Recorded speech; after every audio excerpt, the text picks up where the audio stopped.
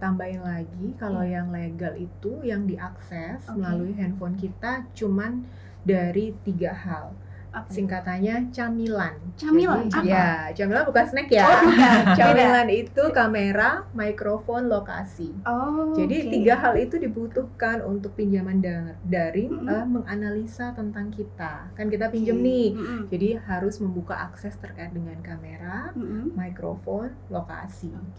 Terlepas dari itu semua, kalau diminta aksesnya berarti itu adalah ilegal. Cuman kalau yang ilegal itu biasanya masuknya lewat game-game. Jadi iklannya itu munculnya di situ.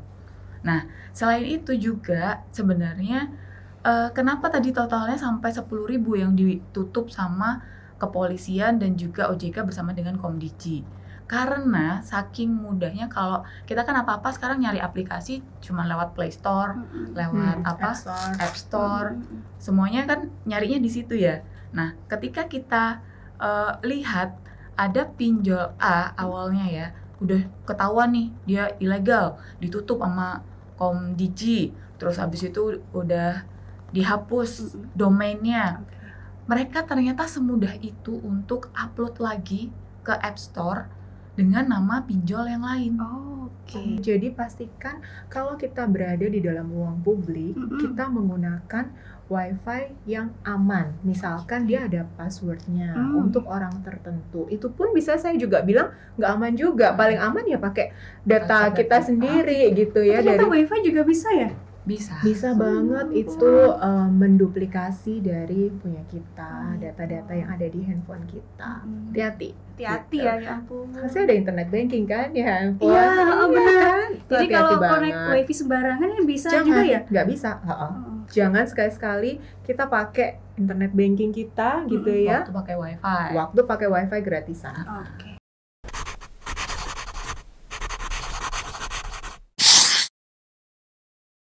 Hai Sobat Ratu, pernah nggak sih kalian dengar orang yang kehilangan uang yang banyak akibat judi online maupun pinjaman online?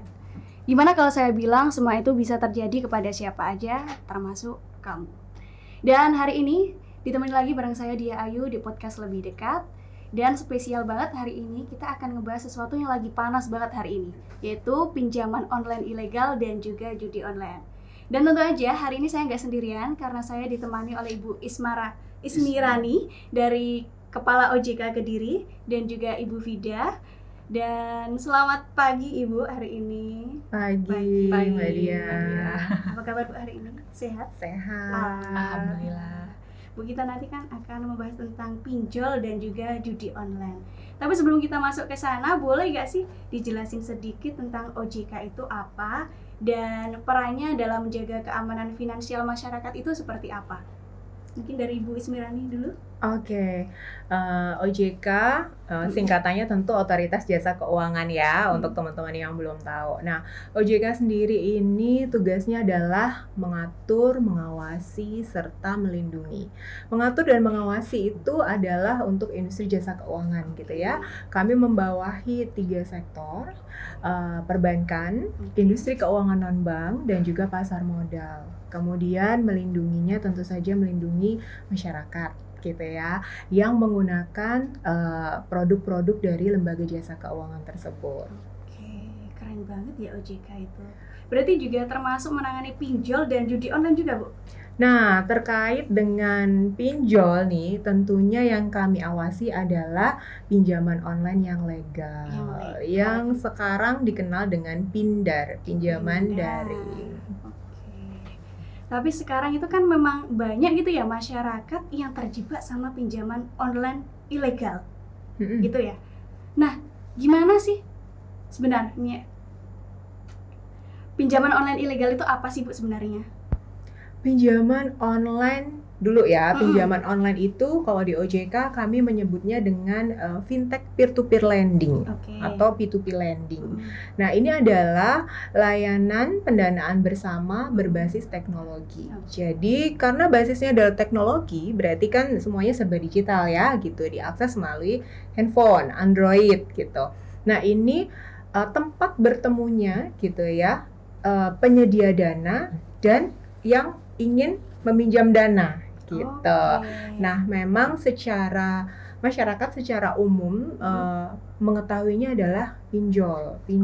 Tapi pinjol tuh asosiasinya sekarang jadi negatif ya gitu. Negatifnya ya nggak sih Mbak Vida? Karena banyak banget aduan ke kami yang masuk gitu ya terkait pinjol. Nah sekarang kami mencoba untuk memberikan nama menjadi pinjaman daring khususnya untuk pinjaman online yang legal yang sudah berizin di OJK. Berarti ada yang legal, ada juga yang ilegal ya Bu ya? Betul. Terus gimana cara bedanya atau ciri-ciri yang ilegal itu seperti apa? Nah Mbak Vida nih, Gimana Vida? Kan tadi Bu Ismi sudah sebut ya, yang berizin kita tuh namanya adalah pinjaman daring, Pindar. Totalnya sampai dengan hari ini tuh ada 97 pinjaman daring yang berizin sama OJK. Nah, 97 itu ciri-cirinya seperti apa? Nah, masyarakat tuh sebenarnya bisa mengenalinya dengan kalau yang legal itu sudah pasti berizin OJK. Terus dia tuh ada asosiasi yang menaungi. Namanya AFPI, Asosiasi Fintech Bersama Pendanaan Indonesia. Gitu. Aman ya kalau itu Pindar itu? Selama yang legal itu pasti akan tergabung di asosiasi. Nah itu udah pasti legal. Nah ciri-cirinya lagi yang lain adalah kalau yang legal itu sudah pasti bunganya sesuai aturan, wajar. Nah kalau yang ilegal gimana? Nah ini kita ngomongin yang legal dulu aja, maksudnya bisa biar masyarakat juga bisa memisahkan mana yang legal, mana yang ilegal. Nah kalau yang legal tuh pasti bunganya sesuai sama aturan. Nah OJK tuh mengatur Mbak bunganya, bahkan kan namanya pinjaman daring itu kan pendanaan ya. Kadang masyarakat kalau kita sih tuntutannya atau upayanya mengingatkan kalau mau mengambil pendanaan tuh gunakan secara produktif. Jangan hanya konsumtif. Nah, itu. Nah, tapi akhirnya karena ini namanya pinjaman daring, jadi pilihannya kan memang beragam. Bahkan kita kredit di bank aja ada yang multiguna gitu ya, nggak hanya KPR, ada multiguna, ada KUR. Nah, ini pun untuk daring juga ada dua pilihan, produktif atau konsumtif. Nah, bunganya dipisahin di situ tuh Mbak. Nah, kalau untuk ini saya sambil nyontek. Ya, nggak apa-apa. Kalau yang tenornya kurang dari 6 bulan dan untuk konsumtif itu batas maksimum manfaat ekonomi per harinya adalah 0,3%. Nah, kalau yang produktif untuk usaha mikro dan ultramikro itu 0,275. Oke, jadi memang beda ya? Benar. Sesuai itu tadi ya, Bu? Betul. Ya. Nah, untuk yang UKM kecil dan menengah itu 0,1.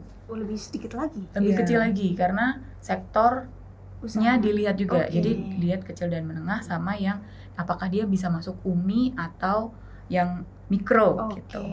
Nah, kalau yang lebih dari 6 bulan itu beda lagi. Nanti kalau yang konsumtif dia sedikit menurun ya, karena lebih panjang masanya, jadi 0,2 itu untuk yang konsumtif. Terus kemudian untuk yang mikro dan ultramikro itu jadi 0,1, dan untuk yang kecil dan menengah itu 0,1 juga. Sedikit ya. Nah, itu suku bunganya diatur. Per hari loh tapi. Per hari ya itu. Per hari ternyata teman-teman. Jadi boleh nanti waktu ngeklik pinjaman itu sambil dicek-cek.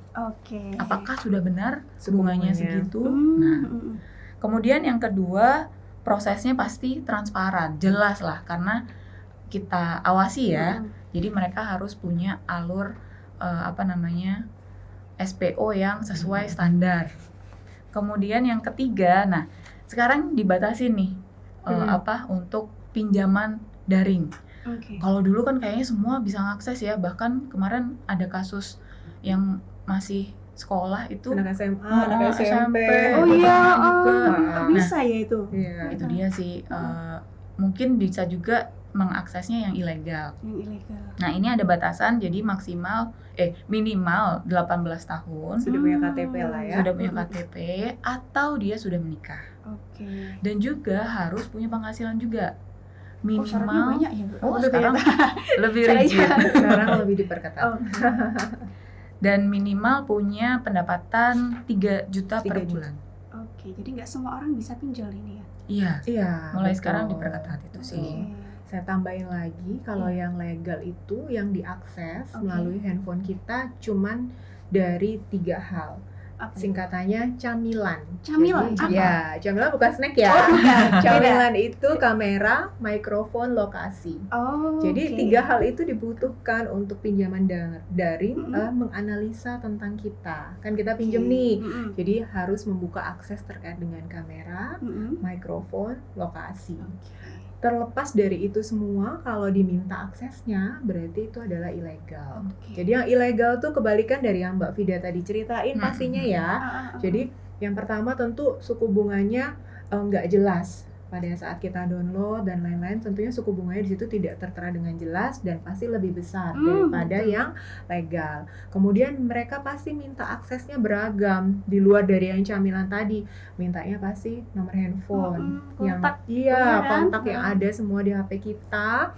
Kemudian foto-foto itu Waduh, pasti ini. diminta semua karena kemudian pada saat kita gagal bayar gitu ya, belum melakukan pembayaran, pasti mereka melakukan penagihannya tidak menggunakan etika. Oke. Kalau yang legal tadi pasti udah ada aturannya, harus menagih dengan beretika gitu. Seperti itu. Jadi kalau yang ilegal itu bisa dibilang bunganya tuh cukup mencekik ya Kak? Ya, pasti. Nah selain bunga yang cukup besar, ada gak sih dampak lainnya kalau kita terjerat sama pinjol? Dampak lainnya, Sama dia dampak lainnya pasti ketika diteror. Yang diteror tuh kan biasanya yang ada di daftar kontaknya ya. Nah, daftar kontak tuh kan kadang macam-macam tuh. Teman-teman kita, sahabat kita, saudara, pimpinan. Kalau udah bekerja kan di kantor ya. Kalau beberapa orang ini pernah datang mengadu ke OJK ya, bilangnya pimpinan saya di teror. Betul. Terus ini saya jadi dikasih SP nih karena ini. Gara-gara pinjol ya itu. Coba dicek pinjolnya legal atau ilegal. Pakai pinjaman daring atau pinjol yang ilegal. Nah, itu dia sih. Nah, dampaknya bisa bermacam-macam. Salah satunya juga kemungkinan data kita mungkin bisa jadi sudah tersebar di kalangan pinjaman online ilegal yang lain. Yang lainnya. Bisa seperti itu ya? Karena kan kita sudah memberikan akses ke mereka. Kayak tadi misalnya minta kontak, kita ngasih izin. Ketika kita download itu kan biasanya kita diminta izin ya. Verifikasi awal ya itu Betul. ya. Apakah kami izinkan kami untuk mengakses data kontak Anda? Kalau kita centang, ya udah mereka bisa masuk ke daftar kontak kita. Berikan akses ke galeri. Ketika kita udah centang, ya udah akseslah foto-foto mereka comot. Nih orangnya, tolong bantu tagihkan. Nah, ngeri ya Bu ternyata. Ngeri, efeknya lebih ke dampaknya ke psikologis dan mental ya akhirnya kalau kita udah ditagih dengan cara-cara yang tidak beretika. Jadi kalaupun mau pinjam, jangan coba-coba melakukan pinjaman ke pinjol yang ilegal gitu. Jadi dicek dulu legalitasnya. Tapi kalau misal kita sudah terlanjur terjerat nih sama pinjol yang ilegal, itu gimana sih cara bedainnya? Atau mungkin ada web atau apa yang mau tahu untuk pinjol itu legal atau ilegal, ada nggak? Ada. Kita itu punya beberapa kanal untuk masyarakat ya secara umum. Yang pertama tentunya di websitenya OJK di www.ojk.go.id. Kemudian kita juga ada yang namanya call center gitu ya di 157. Di 157. Kalau kita telepon gitu ya lewat handphone ataupun lewat rumah, kita bisa pakai kode depan dulu ya 021 ya, karena itu call centernya nasional berada di Jakarta gitu. Senin sampai Sabtu di jam kerja dari jam 8 sampai dengan jam 5 sore. Kemudian kita juga ada WhatsApp. Nggak punya pulsa nih buat nelpon gitu ya. Biasanya WhatsApp gitu ya aja. Biasanya teleponnya lewat WhatsApp. Nah, WhatsApp aja bisa di 081 157 157 157. Jadi 157-nya 3 kali. Ingat aja 157 deh gitu. Dicatat ya teman-teman kalau mau buat pinjol-pinjol tadi biar lebih aman bisa hubungi OJK. Nah Bu, kan tadi juga sedikit disinggung ya OJK itu menanggulangi pinjol. Nah gimana sih upaya dari OJK sendiri untuk menanggulangi pinjol ilegal ini? Nah, yang namanya ilegal tentunya tidak ada lembaga manapun yang menaungi, ya kan? Betul. Kalau yang legal tadi Mbak Vida ceritakan 97 itu semua pengawasannya ada di OJK. Kami yang melakukan verifikasinya mereka, memberikan izin dan kita melakukan pengawasan. Yang ilegal ini tentunya butuh kerjasama dari berbagai pihak. Kami ada yang namanya Satgas Pasti, Satuan Tugas Pemberantasan Aktivitas Keuangan Ilegal. Jadi nggak cuma pinjol, tapi investasi ilegal itu juga berada di situ, kita berantas bersama. Trading gitu kan. Nah, itu nanti Beda juga lagi. bisa masuk di situ juga. Jadi semua aktivitas keuangan yang ilegal, OJK itu merupakan ketuanya. Kalau di Satgas Pasti. Kemudian kami nggak bekerja sendiri ya, pastinya nggak bisa, harus bareng-bareng dengan berbagai pihak. Itu ada 15 lagi lembaga negara dan kementerian yang bergabung di dalamnya. Jadi contoh lain nih ada Bank Indonesia, ada Komdigi, ada kepolisian gitu ya, ada BIN, ada PPATK. Jadi kami sesuai dengan tupoksinya masing-masing bersama-sama di Satgas Pasti untuk melakukan pemberantasan terhadap aktivitas keuangan yang ilegal, baik itu pinjol ilegal ataupun investasi ilegal yang lainnya. Itu sempat ada di blokir-blokir gitu gak sih, Bu? Pasti. Banyak loh, udah banyak banget. Berapa itu yang diblokir? Dari tahun 2017 ya Mbak Vida sampai dengan Desember 2024, jumlah pastinya nih harus ngerepek nih 12.000 lebih lah, 12.000 lebih ya. Jadi yang sudah kita hentikan 12.185 entitas yang ilegal, yang ilegal. Nah di dalamnya termasuk juga pinjol yang ilegal. Pinjol yang ilegal itu jumlahnya 10.197. Dari banyak banget kan? 10.000-nya pinjol ya itu? Ya. Wow. Berarti 80% tuh semuanya pinjol ilegal ya gitu. Banget ya, yang legal cuma 97. Iya. Ya, Bu, yang ditutup 10.000 lebih, yang legalnya 97 yang kita awasi. Bisa bayangin nggak? Banyak banget. Ngeri ya? Ngeri. Waduh. Tapi kenapa sih udah diblokir tapi kadang itu masih banyak iklan-iklan pinjol di aplikasi-aplikasi gitu. Dan mereka itu sangat percaya diri gitu untuk memasarkan pinjolnya itu. Gimana Mbak? Bu? Bagian pengaduan. Kok masih banyak gitu? Kalau pinjol yang legal, yang pindar ya, itu memang mereka melakukan promosi. Itu kalau kita lagi buka YouTube misalnya, itu kan pasti biasanya ada iklannya ya. Itu memang kita perbolehkan untuk memasang di situ. Cuman kalau yang ilegal itu biasanya masuknya lewat game-game. Jadi iklannya itu munculnya di situ. Nah, selain itu juga sebenarnya kenapa tadi totalnya sampai 10.000 yang ditutup sama kepolisian dan juga OJK bersama dengan Komdigi. Karena saking mudahnya, kalau kita kan apa-apa sekarang nyari aplikasi cuma lewat Play Store, lewat App Store, semuanya kan nyarinya di situ ya. Nah, ketika kita lihat ada pinjol A awalnya ya, udah ketahuan nih dia ilegal, ditutup sama Komdigi, terus habis itu udah dihapus domainnya. Mereka ternyata semudah itu untuk upload lagi ke App Store dengan nama pinjol yang lain. Bahkan mereka kadang nggak perlu menjadi aplikasi, tapi mereka hanya tinggal kirim APK gitu loh. Nah itu mereka sudah bisa menjadi apa ya, kan nanti ada linknya ya, nanti akan diarahkan, ya udah dia akan berubah nama untuk pinjol B. Begitu seterusnya, udah dihunting lagi sama ada yang lapor, pinjol B, saya menemukan pinjol B, ini legal atau ilegal ya? Kita jawab ilegal. Nah kita lapor ke Komdigi, sama Komdigi ditutup, besoknya ganti C, besoknya lagi ganti D. Itu pepatah Mbak Dia, mati satu tumbuh 1.000. Aduh, sering mati satu tumbuh 1.000 loh. Jadi kita berusaha banget nutupin satu-satu, besoknya dia muncul lagi dengan nama yang berbeda sedikit. Cerdik banget ya ternyata pinjol ini. Aduh, caranya tuh. Iya, betul. Jadi kita cara mengatasi supaya tidak diakses masyarakat, dua hal harusnya. Tadi Mbak Vida udah jelasin bagaimana tindakan-tindakan kita gitu ya untuk melakukan penutupan gitu ya. Penutupan, tapi dalam hal lain OJK juga harus melakukan tindakan preventif. Salah satunya adalah dengan meningkatkan literasi edukasi kita ke masyarakat gitu ya, bahwa jangan sekali-sekali mengakses yang ilegal. Kalau memang butuh dana, datanglah ke lembaga jasa keuangan yang legal. Selalu ingat 2L, legal dan logis gitu Oke, ya. betul. Jadi Bu. harus benar-benar mawas diri Mm-mm. dan jangan lupa lakukan pengelolaan keuangan yang baik dan benar. Oke. Gitu.